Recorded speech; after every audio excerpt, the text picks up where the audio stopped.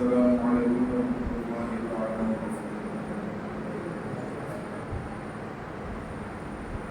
وبرکاتہ۔ الحمد للہ رب العالمین، والصلاة والسلام علی سید الانبیاء والمرسلین وعلی آلہ واصحابہ اجمعین، اما بعد۔ فقد قال اللہ تبارک وتعالی فی القرآن المجید والفرقان الحمید، اعوذ باللہ من الشیطان الرجیم، بسم اللہ الرحمن الرحیم، وما ارسلناک الا رحمۃ للعالمین۔ صدق اللہ العظیم وبلغنا رسوله النبی الامین الکریم، ونحن على ذلك لمن الشاهدين والشاكرين، والحمد لله رب العالمين۔ إن الله وملائكته يصلون على النبي، يا أيها الذين آمنوا صلوا عليه وسلموا تسليما۔ اللهم صل على سيدنا وشفيعنا ونبينا مولانا محمد وبارك وسلم، صلاة والسلام عليك يا رسول الله صلى الله تعالى عليه وسلم۔ ایک دفعہ اور نبی اور آل نبی کی بارگاہ میں درود و سلام کا نذرانہ پیش کریں۔ اللهم صل على سيدنا وشفيعنا ونبينا مولانا محمد وبارك وسلم، صلاة والسلام عليك يا رسول الله صلى الله تعالى عليه السلام علیکم یا رسول اللہ صلی اللہ علیہ وسلم۔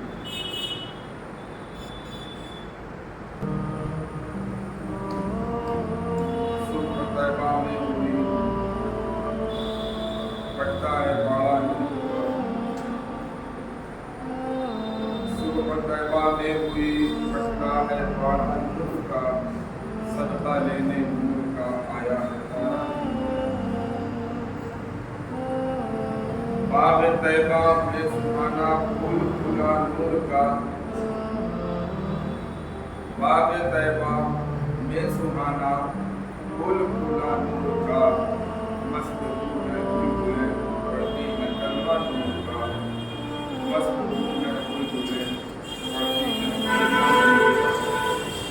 اور میں گدا تو بادشاہ کر دے پیالہ نور کا، میں گدا تو بادشاہ کر دے پیالہ نور کا، نور دل رونا تیرا بے ڈال صدقہ نور کا، نور دل رونا تیرا بے ڈال صدقہ نور کا۔ اور تاج والے دیکھ کر تیرا امامہ نور کا، تاج والے دیکھ کر تیرا امامہ نور کا، سر جھکاتے ہیں الہی بول والا نور کا، سر جھکاتے ہیں الہی بول والا نور کا۔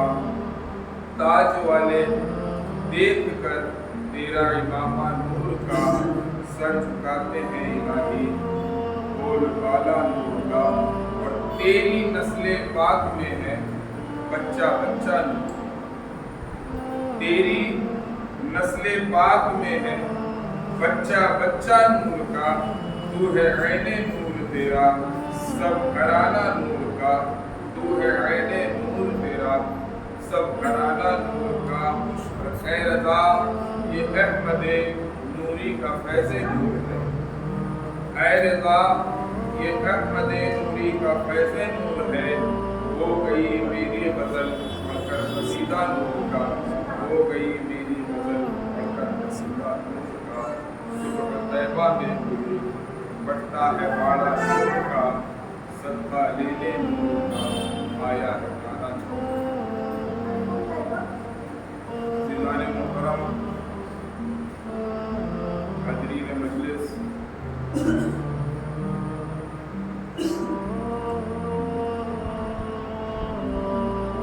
ماہ مبارک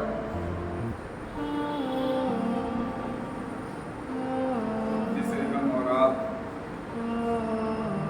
ربیع الاول شریف کے نام سے جانتے اور پہچانتے ہیں، اس کی آمد ہو چکی ہے۔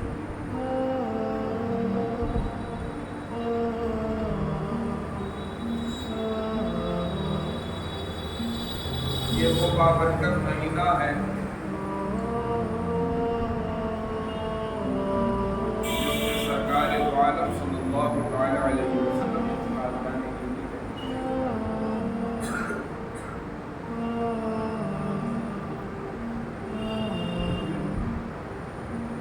یہ وہ مہینہ ہے جس میں وجہ تخلیق کائنات ظاہری وجود میں ضرورت اس اعتبار سے اگر دیکھا جائے تو اس مہینے کی اہمیت اور قدر و منزلت بہت زیادہ بڑھ جائے گی۔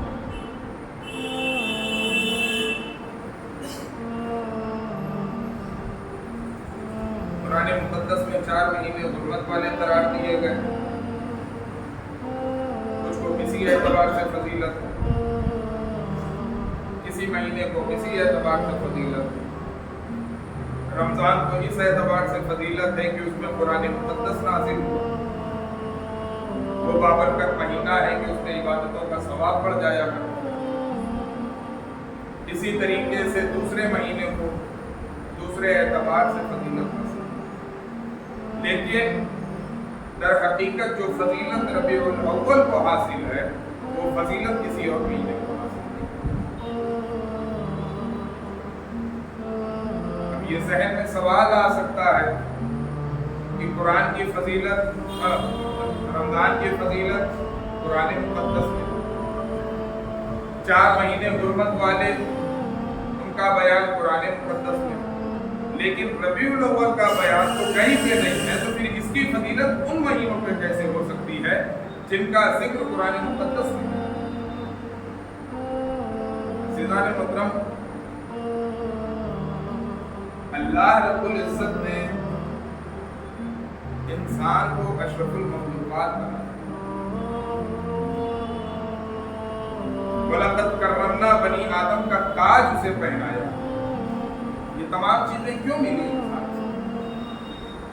تو اس کی وجہ جو صوفیہ بیان کرتے ہیں وہ یہ کرتے ہیں کہ اس وجہ سے کہ وہ بار امانت جو اللہ رب العزت نے زمین و آسمان اور کائنات پہ پیش کی تھی کہ تم اسے اٹھا سکتے ہو یا نہیں، تو کائنات کی ہر شے نے انکار کر دیا تھا۔ پھر انسان پہ جب وہ امانت پیش کی گئی تو انسان کہا کہ بارے الہ ہم تیری اس امانت کو اٹھانے کے لیے تیار ہیں۔ وہ امانت کیا تھی؟ وہ امانت تھی عشق و محبت کی امانت۔ اس بنیاد پر صوفیہ فرماتے ہیں کہ یہ عشق و محبت کی امانت جو اللہ رب العزت نے انسان کو دی ہے، اگر اس عشق کے نظریے سے دیکھو تو تمہیں پتہ چل جائے گا کہ ماہ ربیع النور کی فضیلت دیگر تمام مہینوں پہ کیوں تھا۔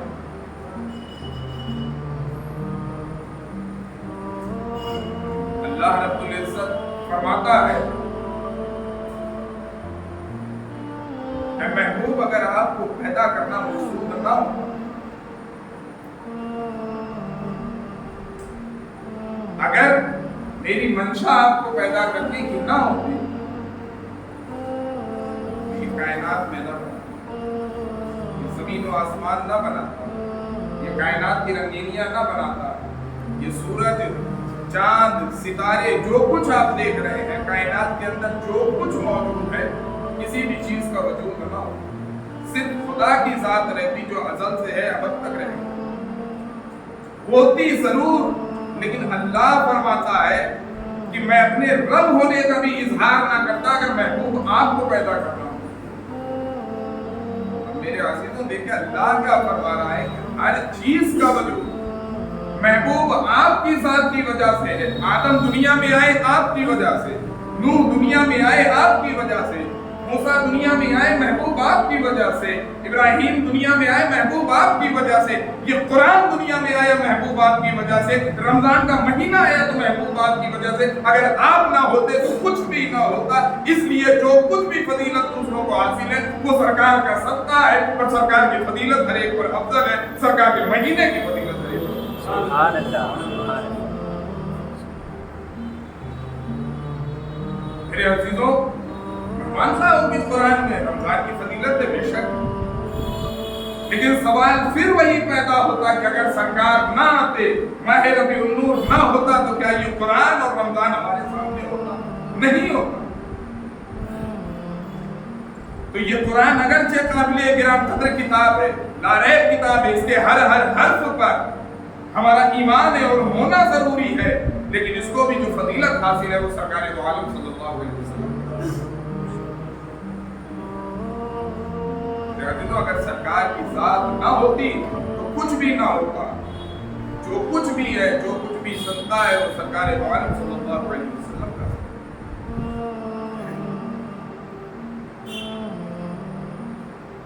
اس لیے جو اس ماہ مبارک میں اہتمام کیا جاتا ہے، ہمارے جو سادہ لو انسان ہیں، سیدھے سادے انسان ہیں، انہیں کبھی کبھی بہکا بھی دیا جاتا ہے اور بھٹکا بھی دیا جاتا ہے. اس اعتبار سے جب ہم عید میلاد النبی کا لفظ استعمال کرتے ہیں، کچھ لوگوں کو یہ تکلیف ہوتی ہے کہ مذہب اسلام میں تو صرف 2 عید ہے، یہ تیسری عید کہاں سے ہے؟ میرے عزیزوں، میں کسی پر تنقید کا قائل نہیں ہوں، میں دعوت فکر دیتا ہوں کہ آؤ سمجھو تو صحیح، ہٹ دھرمی سے نہیں. میرے عزیزوں، اپنے اندر یہ وسعت پیدا کرو، یہ گنجائش پیدا کرو کہ بات اگر صحیح کہی جائے تو اسے ہم قبول کریں گے اور اپنی اصلاح بھی کریں گے. ابو جہل جیسی ہمدردی اختیار نہ کرو. سرکار نے کیا چیز اس کے سامنے نہیں کی؟ چاند اس کے سامنے ٹکڑے ہوئے، مٹھی میں کنکر اس نے مٹھی میں کنکر اس کے پڑھا ہے، کنکر کو کلمہ سرکار نے اس کی مٹھی میں پڑھایا. دیگر معجزات کا صدور اس کے سامنے ہوا، لیکن اس نے مان رکھا تھا کہ نہیں ماننا ہے تو نہیں ماننا. تو ایک تو معجزات کیا، معجزات کے پورے باب بھی اس کے سامنے کھول دیے جاتے. تو ابو جہل نے سوچ رکھا تھا کہ مجھے نہیں ماننا ہے، اور وہ بڑھتے دم تک سرکار کو نبی نہیں جانتا تھا کہ آپ نبی ہیں، لیکن اس نے ایک ہی مزاج بنا رکھا تھا. تو اس نے ہر دھرمی اختیار کر لی تھی کہ ہمیں سرکار کو نبی ماننا ہی نہیں ہے، چاہے میری گردن ہی کیوں نہ اتارے. اور ہوا بھی یہی کہ میدان بدر میں اس کی گردن کاٹی گئی، لیکن اس نے نبی کو نبی نہیں مانا، نبی کو تسلیم نہیں کیا. وہ سب جانتا تھا کہ آپ پر حق ہیں، آپ جو کچھ کہہ رہے ہیں وہ حق پر ہے، لیکن اس کی ہٹ دھرمی نے، اس کی شدت پسندی نے اسے تباہ و برباد کر دیا. آج یہی شدت پسندی، یہی ہٹ دھرمی ہمارے بھائیوں کو بھی تباہ و برباد. میرے عزیزوں، اپنے اندر وسعت پیدا کریں. بات قرآن حدیث سے ہٹ کے کی جائے، آپ ہمارا دیگر اعتراض کریں، لیکن اگر کوئی بات حدیث میں موجود ہو، کوئی بات قرآن میں موجود ہو، تو ہمارا یہ فریضہ ہونا چاہیے کہ ہم کھلے دل کے ساتھ اسے قبول کریں، اس کا استقبال کریں اور اس پر عمل کرنے کی. یہ سوال ہوتا ہے نا کہ مذہب اسلام میں صرف 2 عید ہے، یہ تیسری عید کہاں سے ہو گئی؟ ہم تیسری عید منانے کے قائل نہیں. ایک عید الفطر ہے جسے ہم میٹھی عید کہتے ہیں، دوسری عید الاضحیٰ ہے جس میں قربانیاں پیش ہوتی ہیں.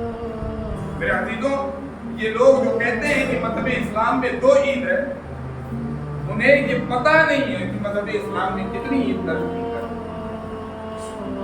سرکار دو عالم صلی اللہ علیہ وسلم کی حدیث پاک ہے، اور بالکل صحیح حدیث ہے، ہر مکتبہ فکر اس کو مانتا ہے. وہ کیا ہے کہ سرکار دو عالم صلی اللہ علیہ وسلم نے جمعہ کے دن کو بھی عید قرار دیا. اب اگر اس حدیث کو ہم مانیں تو اب دیکھیں کہ سال میں 2 عید کہاں بچتی ہے. اس اعتبار سے دیکھا جائے تو ہر مہینے میں 4 عید آتی ہے مسلمانوں کی، کیونکہ سرکار نے جمعہ کا دن عید قرار دیا ہے، اور ہر مہینے میں کم از کم 4 جمعہ تو آتا ہی ہے. اگر اس اعتبار سے دیکھا جائے اور کچھ مہینے میں 5 ہو جاتے ہیں، تقریباً ایک سال میں 52 جمعہ پڑھتے ہیں. 52 عید ہے. میرے عزیزوں، آپ کا فلسفہ تو یہی ٹوٹ گیا کہ سال میں صرف 2 عید ہے اور ہم 2 ہی عید دیتا ہے. اس لیے دین کے معاملات میں عقل کے گھوڑے نہیں دوڑائے جاتے ہیں، وہاں عشق و محبت سے کام لیا جاتا ہے. اور عشق جس چیز کو کرنے کی اجازت دے دے پھر اسے کر گزرنا چاہیے، کیونکہ عاشق دلیل طلب نہیں کرتے. آج اس دلیل نے ہمارا بیڑا گرک کر رکھا ہے. میں نہیں کہتا کہ دلیل مانگنا غلط ہے، لیکن ان مقامات پہ بھی جہاں پہ ایمان ہماری محبت کا یہ تقاضا کرتا ہو کہ ہم ایسا کریں، وہاں پہ بھی ہم اس بنیاد پر نہ کریں کہ ہمیں کوئی دلیل نہیں ملتی ہے. میرے عزیزوں، یہ ہمارے ایمان کی مضبوط मजबूती नहीं, हमारी ईमान की कमजोरी। सहाबा इकराम की जिंदगी पढ़ी है आप, वो सहाबा जिन्होंने सरकार की आमद से पहले, जिनमें से अक्सर कुफ्र और जुल्मत की जिंदगी गुजारी, गुमराहियों में भटक रहे थे, उन्हें कोई शऊर नहीं था कि जिंदगी किस तरीके से गुजारी जाती है, किसी चीज का शऊर नहीं था। लेकिन जब सरकार दो आलम सल्लल्लाहु अलैहि वसल्लम पर ईमान लाए, इश्क मोहब्बत की शमा रोशन हुई। लिखने वाले ने लिखा है कि उन सहाबा इकराम ने सरकार से ऐसी मोहब्बत की है कि अगर सरकार थूकते थे तो आपके थूक और लुआब मुबारक को उठाकर अपने जिस्मों पर मल लेते थे। अगर आप अपनी नाक साफ फरमाया करते थे तो उस नाक से निकलने वाली रेशे मुबारक को अपने हाथ में लेके अपने जिस्म और चेहरों पर मल लिया करते थे। मेरे अजीजों, मेरा सवाल है कि ये बातें उन सहाबा इकराम ने किस दलील से आपस में? आज हम हर बात पे दलील का मुतालबा करते हैं। जरा उन सहाबा इकराम से भी मांगो ना कि ये थूक रगड़ने वाली आयत किस कुरान मुकद्दस में नाज़िल हुई है, ये रेत को अपने चेहरे पर लगाना कुरान की किस आयत से साबित है, या हदीस से किस किताब में? हर चीजें दलील नहीं मान गई, हर चीज में दलील नहीं मानी जाती है, बल्कि कहीं कहीं इश्क जो तकाजा करता है उस चीज को कर्म करना है। बल्कि किसरा के सफीर ने जाके यही बताया था अपने बादशाह से कि हमने मोहम्मद के दीवानों को ऐसी हालत में पाया है कि तुम कितनी भी बड़ी फौज लेकर उनके मुकाबले में चले जाओ, तुम्हारे चित्रे उड़ा देंगे और तुम्हारा वजूद भी बाकी नहीं। ऐसी दीवानगी मैंने मोहम्मद के दीवानों के मोहम्मद के साथ देखी। आज मेरे अजीजों, हम सरकार का कलमा पढ़ें और सरकार का जश्न मनाने के लिए, सरकार की आमद की खुशी मनाने के लिए, उनकी महफिलें सजाने के लिए हम दलील के मोहताज हो कि हमारे ईमान की मजबूती नहीं, हमारे ईमान की कमजोरी। वो सहाबा इकराम जिन्होंने सरकार को बिलमुशाफा देखा है, सरकार के रुखे अनवर को तका है, सरकार के चलने फिरने को देखा है, मोजिज़ात का सुदूर सरकार से होते हुए देखा है, तमाम चीजों को देखा है, उन लोगों की इश्क मोहब्बत का आलम यह है कि वो दलील नहीं तलब करते कि सरकार आप हमें बताएं कि कुरान में कहां लिखा है तब हम ऐसा करेंगे, बल्कि नहीं कहता है। इश्क जो कहता था सहाबा इकराम को कर दिया। अल्लामा इकबाल ने लिखा, बेखतर कूद पड़ा आतिश नमरूद में इश्क, बेखतर कूद पड़ा आतिश नमरूद में इश्क, अक्ल है महवे तमाशाए लबे बाहू। मेरे अजीजों, अल्लामा इकबाल ये जहन देना चाहते हैं कि हजरत इब्राहीम अलैहिस्सलातु व तस्लीम को जब आग में फेंका जा रहा था, अक्ल ये सोच रही थी कि आग जल रही है, 40 दिन से इस आग को भड़काया गया है, इसके शोले आसमान से बात कर रहे हैं, मैं जाऊंगा तो इसमें जलकर खाक हो जाऊंगा, मैं जाऊंगी तो इसमें राख हो जाऊंगी, मैं जाऊंगी तो ये आग मुझे जला देगी। लेकिन अक्ल कहता है कि नहीं, माशूक ने इम्तिहान मांगा है, आशिक कह रहा है कि माशूक ने इम्तिहान मांगा है, इश्क कहता है कि इब्राहीम सोच मत, महबूब ने इम्तिहान मांगा है, छलांग लगा दे। अल्लामा इकबाल ने उसकी मंजरकशी की है, बेखतर कूद पड़ा आतिश नमरूद में। मेरे अजीजों, ऐसे मकाम पर इश्क अंजाम का मोहताज नहीं होता है। इश्क ने ये नहीं सोचा कि इब्राहीम आग में जाओगे जल जाओगे, तुम्हारा वजूद फना हो जाएगा, खत्म हो जाओगे, बल्कि जो उस वक्त इश्क का तकाजा था, इम्तिहान था, आप उसे पूरा करते हुए नजर आए। बेखतर कूद पड़ा आतिश नमरूद में इश्क, अक्ल है महवे तमाशाए लबे बाम भी, अक्ल भी सोच रही है कि कूदे न कूदे, लेकिन इश्क अपने इम्तिहान में कामयाब। मेरे अजीजों, ये चीज अपने अंदर पैदा करनी है। वो सहाबा इकराम, लोग कहते हैं कि हम सहाबा की सीरत पर अमल करते हैं, तुम सहाबा की सीरत पर अमल नहीं करते हो, तुम सहाबा की सीरत का नाम लेकर और सहाबा का नाम लेकर उन्हें बदनाम कर रही हो।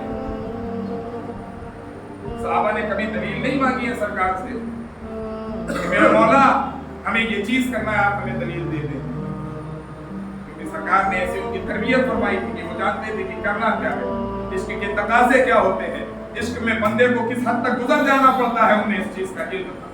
आज हम उस चीज से आशना नहीं, इसलिए जगह जगह दलीलों के मोहताज होते हैं। मेरे अजीजों, इश्क दलील का मोहताज नहीं, इसलिए अपने अंदर सरकार से मोहब्बत पैदा करें, सरकार की मोहब्बत अपने अंदर बसाएं, उनका इश्क मोहब्बत अपने दिल में बसाएं, तो यकीन माने आप ये दलील के मोहताज नहीं।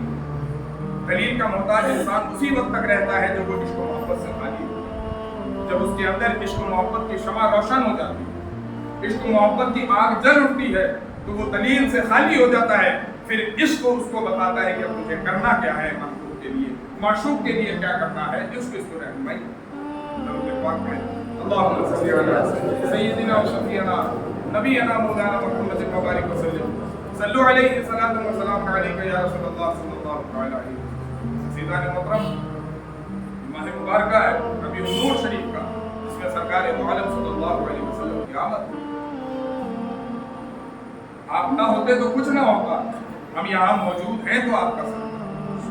میں ایک بات کہتا ہوں کہ آج ہم پر دنیاوی اعتبار سے کوئی احسان کر دے تو ہم کیا کرتے ہیں کہ اپنے بھائی کے ساتھ وہ لڑائی کر لیں گے، ہوتا بھی ہے، لیکن جس نے ہم پر احسان کیا ہے کبھی بھی ہم اس کے ساتھ ایسا تصور بھی نہیں کر سکتے کہ اس کے ساتھ کرنا۔ کیوں؟ کیونکہ ہمیں یہ خیال ہوتا ہے کہ اس نے ہمارے ساتھ احسان کیا ہے، فلاں برے وقت میں اس نے میرا ساتھ دیا تھا، اس لیے اس کے ساتھ ایسے معاملات کرنا درست نہیں۔ میرے عزیزوں، سوچیں قرآن مقدس میں سورہ الحمد کی الف سے لے کر سورہ ناس کی سین تک اللہ نے بے شمار انعامات بندے پر کیے اور گنائے، لیکن کہیں پہ احسان کا لفظ نہیں سنا۔ اللہ نے یہ نہیں کہا کہ ہم نے تمہیں جان دی، احسان کیا، تمہیں رزق دی، احسان کیا، تمہیں سانس دے رہے ہیں، احسان کیا، تمہیں اولاد دی، احسان کیا، کہیں نہیں فرمایا۔ اگر لفظ احسان استعمال کیا ہے تو فقط ایک موقع پر، اور وہ موقع ہے جہاں پر آپ نے اس چیز، اللہ نے اس بات کا ذکر کیا کہ ہم نے تمہارے درمیان اپنے محبوب جناب محمد رسول اللہ کو، اللہ فرماتا ہے لقد من اللہ علی المؤمنین اذ بعث فیہم رسولا، اللہ رب العزت نے مومنین پر احسان کیا ہے جب انہی میں سے ایک رسول ان میں مبعوث فرمایا۔ عزیزان محترم، جب اللہ دنیاوی انسان ہم پر احسان کرے تو ہم مرتے دم تک نہیں بھولتے ہیں، تو مولا وہ خدا جس نے ہمیں پیدا کیا، ہمیں پال رہا ہے، ہمیں چلا رہا ہے، ہمیں پھرا رہا ہے، اگر وہ احسان کرے اور ہم اس کے احسان کو بھول جائیں تو یہ بڑی بدنصیبی کی بات ہے۔ اس لیے میرے عزیزوں، اللہ نے جو ہم پر احسان کیا اس کے احسان کو مانیں اور اپنی حیثیت کے اعتبار سے حتی الامکان جو کچھ آپ سے ہو سکتا ہے، سرکار کی آمد کی خوشیاں طریقے الگ ہوتے ہیں۔ میرے عزیزوں، یہی نہیں ہے کہ جب تک آپ میدان عمل میں نہیں آئیں گے تو یہ نہیں مانا، ہر اعتبار سے آپ خوشی کے ساتھ اللہ کا احسان مانتے ہوئے، سرکار کا کرم مانتے ہوئے ایک دفعہ درود پاک بھی پڑھ دیں گے تو آپ کا اس احسان ماننے والوں میں شمار ہوگا۔ لیکن یہ دلیلیں دینا کہ نہیں ہم سرکار کی میلاد کی خوشی نہیں مناتے کیونکہ سرکار نے نہیں منایا، صحابہ نے نہیں منایا، تو میرے عزیزوں دراصل ہم ایمان میں کمزور ہیں۔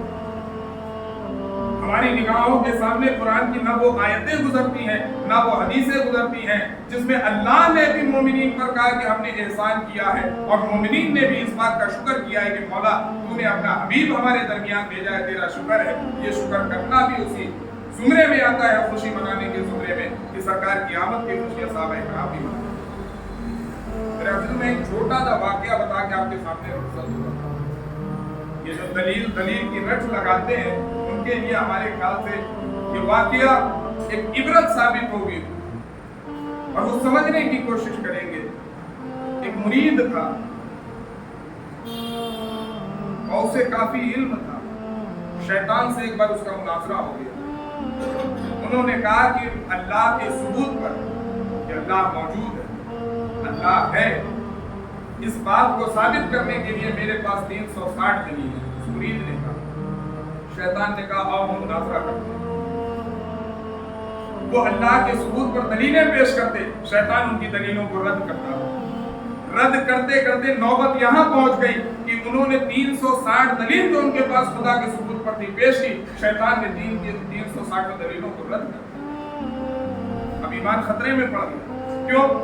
اگر ثابت نہ کر پائے تو ایمان جاتا، کیونکہ میں نے ہی کہا ہے کہ اللہ کے ثبوت پر میرے پاس دلیلیں ہیں، اب ساری دلیل رد ہو گئی، اب کیا کریں؟ تو ان کے شیخ عالم تصور میں اپنے مرید کے حال سے باخبر تھے۔ ایک دوسرا مرید اپنے شیخ کو وضو کرا رہا ہے اور اس نے کہا کہ شیخ ہمارے پیر بھائی کی رہنمائی کریں، اس کا ایمان خطرے میں پڑ گیا ہے، آپ اس کے ایمان کی حفاظت کریں۔ شیخ نے بھائی وضو کے پانی لے کے عالم خیال میں چھینٹا مارا، مرید کے چہرے پر اس سے کہا کہ بدبخت کہتا کیوں نہیں کہ میں خدا کو بے دلیل مانتا